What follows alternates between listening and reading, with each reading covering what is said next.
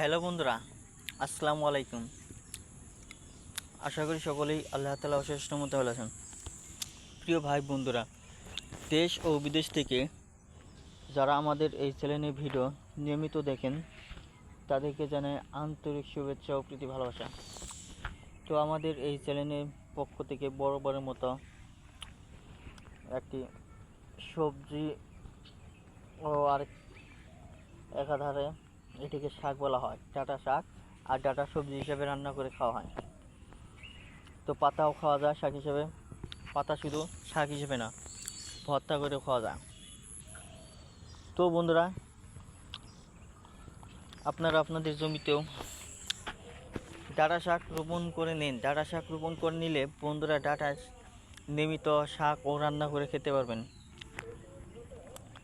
তো সেই জন্য আমি আপনাদেরকে বলবো, আপনারা জমি পতিত রাখবেন না।